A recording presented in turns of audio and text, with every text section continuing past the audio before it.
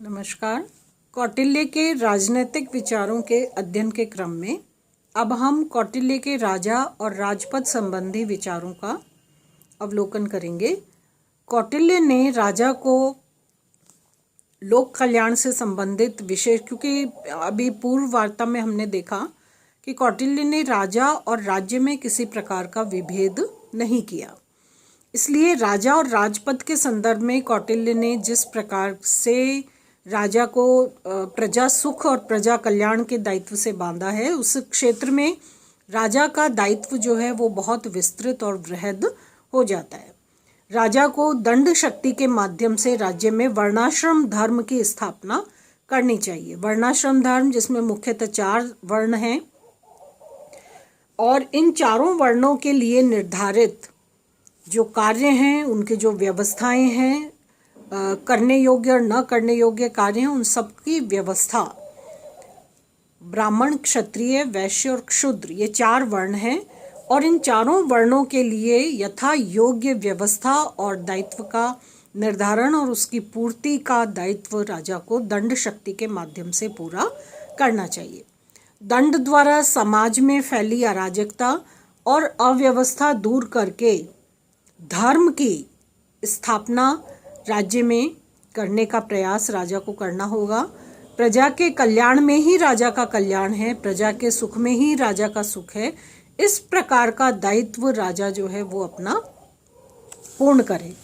राजा को सदैव सदाचार की साक्षात मूर्ति होना चाहिए।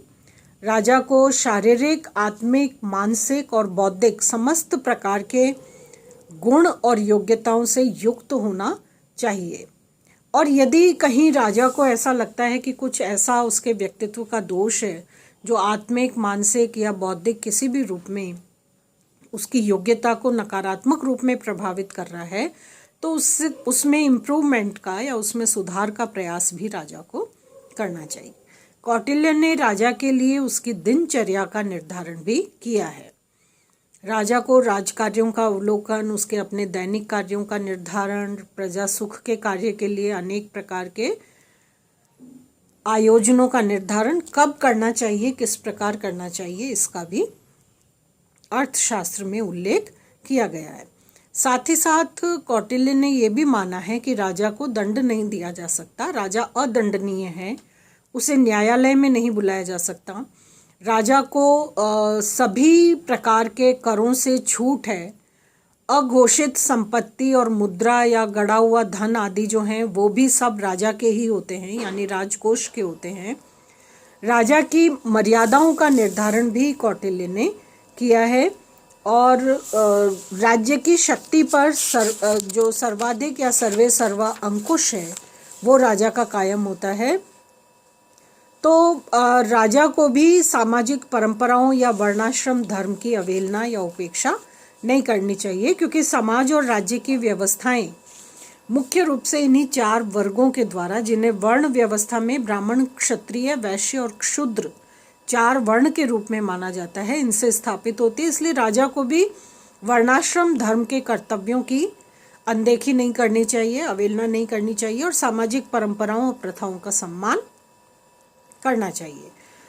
राजा के कुछ सामाजिक कार्यों का निर्धारण भी निर्देशन किया गया है। समाज के विकास के लिए राजा को सामाजिक और पारिवारिक संबंधों की रक्षा करनी चाहिए और राज्य में शिक्षा का व्यापक प्रचार प्रसार होना चाहिए।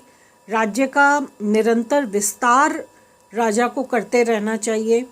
अपने कोष और आर्थिक व्यवस्था को निरंतर मजबूत बनाने का प्रयास राजा को करते रहना चाहिए, यानी आर्थिक कार्यों की सुरक्षा और उसका प्रबंधन राजा का कार्य है।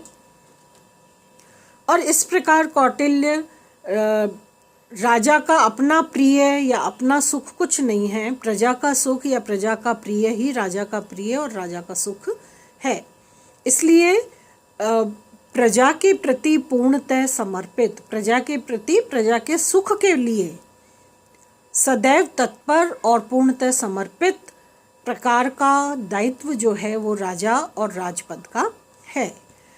राजपद के लिए कुछ उत्तराधिकारी का जो प्रश्न है उसका भी निर्धारण संकेत के रूप में अर्थशास्त्र में दिया गया है, जिसमें कौटिल्य ये मानते हैं कि रक्त की शुद्धता जो है वो पहला तत्व है। राजा का अकुलीन पुत्र राजपद का अधिकारी नहीं है, वह केवल मंत्रणा दे सकता है, सलाह दे सकता है, राजपद प्राप्त नहीं कर सकता, चाहे वो कितना ही योग्य क्यों ना हो। और राजा का जो ज्येष्ठ पुत्र है, सबसे बड़ा पुत्र, वो राजपद का अधिकारी रहेगा। लेकिन केवल ज्येष्ठता ही राजपद की एकमात्र योग्यता नहीं है, अन्य राज्योचित गुणों का होना भी, जो एक राजा में अपेक्षित है, राजा के व्यक्तित्व में जो गुण अपेक्षित हैं, उन गुणों का समावेश भी ज्येष्ठता के साथ साथ होना चाहिए। राजकुमारों का बुद्धिमान होना या आहार्य बुद्धि और दुर्बुद्धि, इन 3 प्रकार की बुद्धिमान, आहार्य बुद्धि और दुर्बुद्धि, इन 3 प्रकार की कैटेगरीज का निर्धारण कौटिल्य ने किया है। आहार्य बुद्धि जो है वो धर्म अर्थ को समझने के बाद भी उसके अनुसार कार्य नहीं करते, और जो दुर्बुद्धि हैं वो समझते ही नहीं है कि धर्म क्या है और उसका अर्थ क्या है या उसकी उपयोगिता क्या है, इसलिए वो अपना मनमाना व्यवहार करते हैं। इसलिए राजकुमारों का बुद्धिमान होना बहुत आवश्यक है। वो इस विशेष रूप से वो राजकुमार जो कि राजपद के लिए उत्तराधिकारी माना जाता है। तो उत्तराधिकारी की सीमाओं का जो विस्तार है वो कौटिल्य ने राजवंश की स्त्रियों तक भी किया है। बुद्धि, योग्यता, क्षमता आदि के आधार पर यदि पुरुष वर्ग उसके लिए पर्याप्त योग्य और सक्षम नहीं प्राप्त होता, तो इस राजपद का विस्तार उस राज परिवार के स्त्री वर्ग तक भी किया जा सकता है। लेकिन यथासंभव प्रयास जो है वो योग्यतम को, गुणवान व्यक्तित्व को राजपद पर वंशानुगत आधार पर स्थापित करने का या पदासीन करने का होता है। इसी प्रकार कौटिल्य ने मंत्री परिषद की व्यवस्था का निर्धारण और उसका उल्लेख भी अपने राजनीतिक विचारों के अंतर्गत किया है। मंत्री परिषद कौटिल्य के अनुसार राजा, उसके सलाहकार, मंत्री, अमात्य और अन्य उच्चाधिकारी जो हैं वो राज्य की कार्यपालिका का भाग माने गए हैं। सभी केंद्रीय कार्यपालिका के रूप में कार्य करेंगे। राजा, उसके सलाहकार, उसके मंत्री, उसके अमात्य और जितने भी उच्च अधिकारी, प्रधान आदि हैं, वे सब केंद्रीय कार्यपालिका के रूप में कार्य करेंगे। कोई भी कार्य करने से पहले कौटिल्य के अनुसार राजा को हमेशा मंत्रणा कर लेनी चाहिए। राज्य के अनेक प्रकार के कार्य होते हैं और कोई भी एक व्यक्ति सभी प्रकार के कार्यों में उपयुक्त राय नहीं दे सकता। इसलिए जो मंत्री या अमात्य या अन्य कोई योग्य जन किसी क्षेत्र का विशिष्ट ज्ञान संपन्न अनुभव रखता है या ज्ञान रखता है, तो उससे उस विषय से संबंधित राय अवश्य लेनी चाहिए। राजा को मंत्रणा कर लेनी चाहिए ताकि जो निर्णय लिया जाए वो एक प्रकार से पूर्ण और पारंगत निर्णय हो।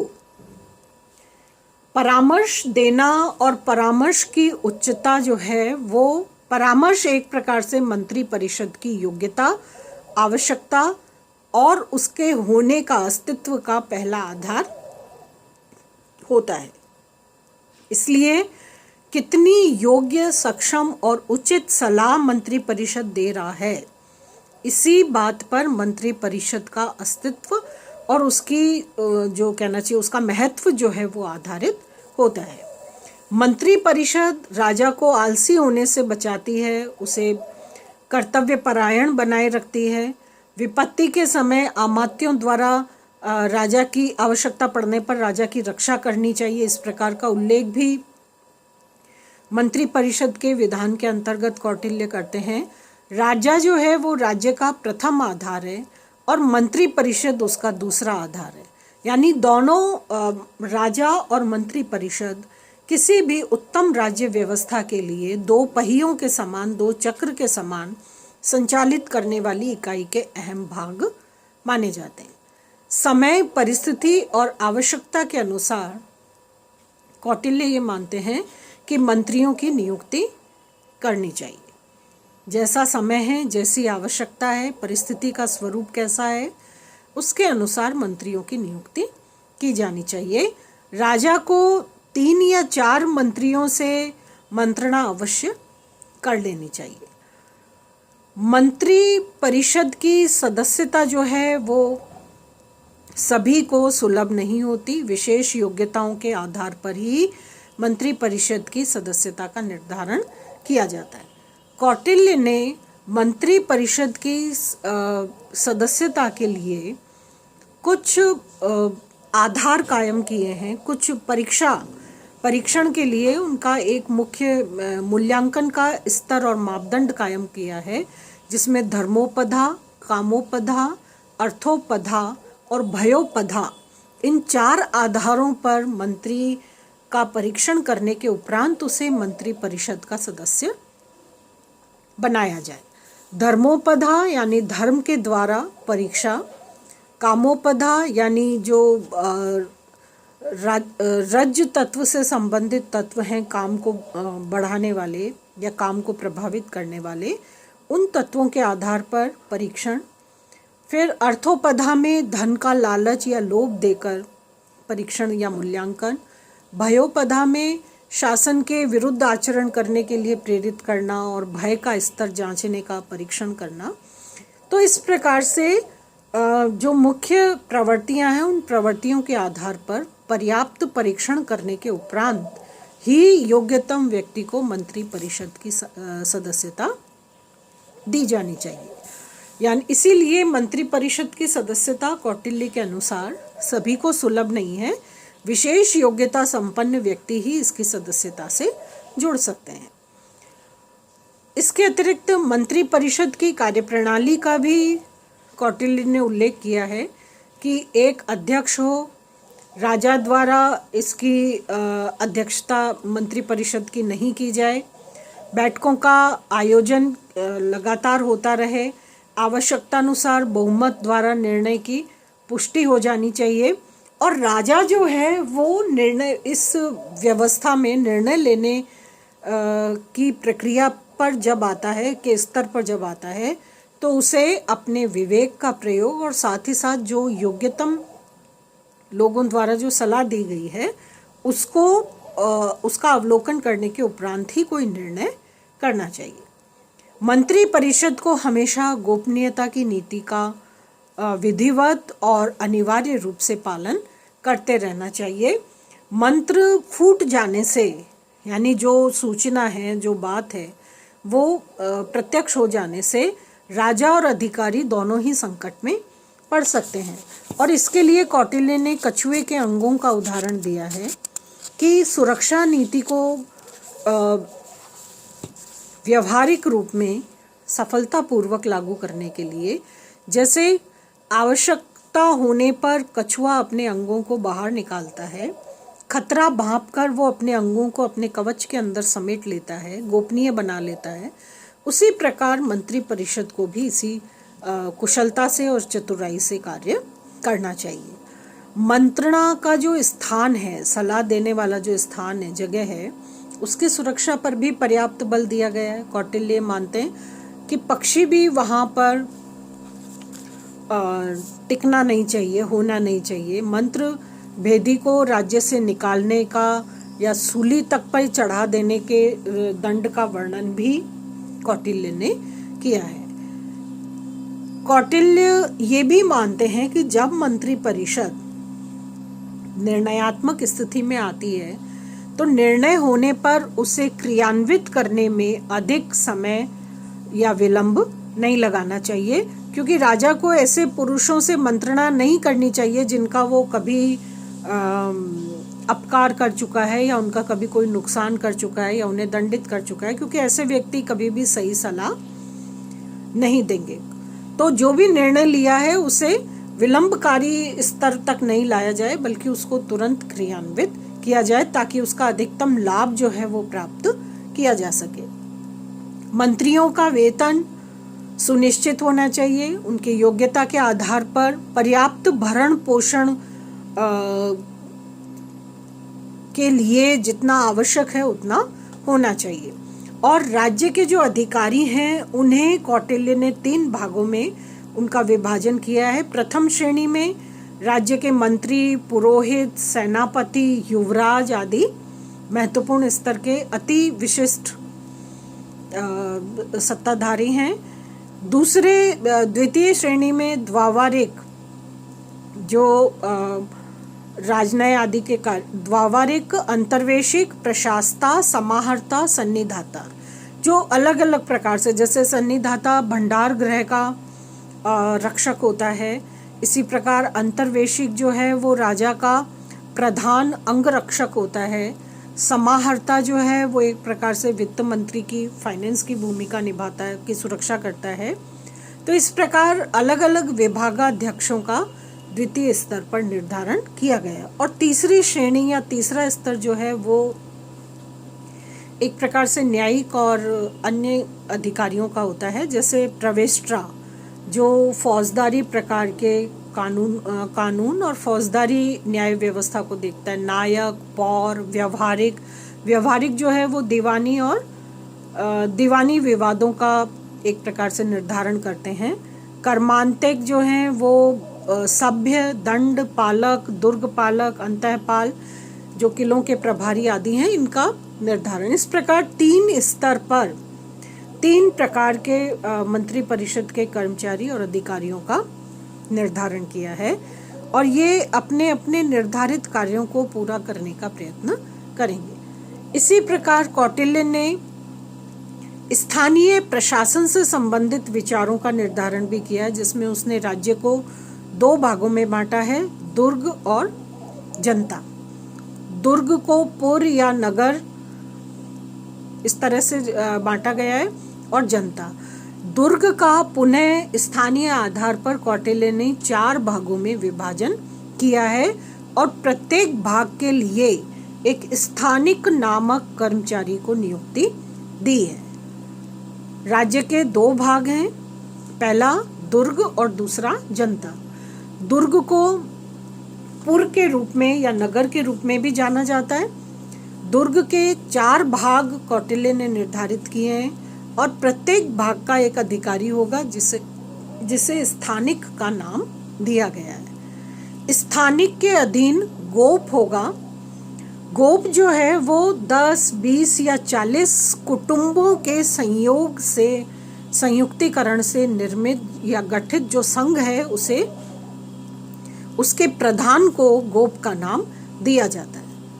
गोप का कार्य जो है वो अपने अधीन जितने भी कुटुंब या परिवार आते हैं उनके सदस्यों की जनगणना करना, उनकी आय व्यय का ब्यौरा रखना और इस रिपोर्ट से स्थानिक जो दुर्ग का अधिकारी है उसको सूचित करना। जो स्थानिक नामक अधिकारी है, कर्मचारी है, इस सूचना को नागरिक तक पहुंचाता है और इस प्रकार से स्थानीय स्तर पर एक चेन के रूप में, कड़ी के रूप में ये समस्त अधिकारी प्रशासकीय कार्यों को एक सिरे से दूसरे सिरे तक संचालित करते हैं।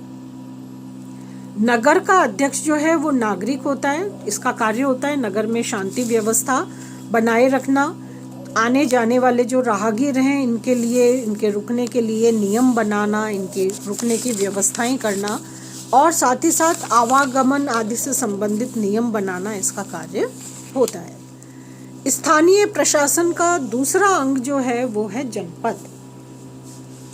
जनपद के मध्य और अंत में दुर्ग होने चाहिए, ऐसा कौटिल्य कहते हैं, जो आपत्ति काल में जनपद की सुरक्षा, जनपद के निवासियों और बाहर से आने वाले व्यक्तियों के लिए सुरक्षा का आधार या व्यवस्था कर सकें। इसलिए जनपद के मध्य में और अंत में दुर्ग होना चाहिए। जनपद की रक्षा के लिए विभिन्न बस्तियों का निर्माण किया जाए। जैसे 10 गांवों की जो बस्ती है उसको संग्रहण का नाम दिया गया है। 200 गांवों का पर खरवटक, 400 गांवों पर द्रोणमुख, 800 गांवों पर स्थानीय नामक बस्तियां बनानी चाहिए। इस प्रकार का उल्लेख अर्थशास्त्र में कौटिल्य ने किया है। जनपद में 1 या 2 कोस पर गांव की व्यवस्था होनी चाहिए। इन बस्तियों के आधार पर एक गांव होना चाहिए, और ये गांव जो है इसलिए क्योंकि इससे रक्षा नीति या रक्षा चक्र जो है वो मजबूत होता है। गांवों के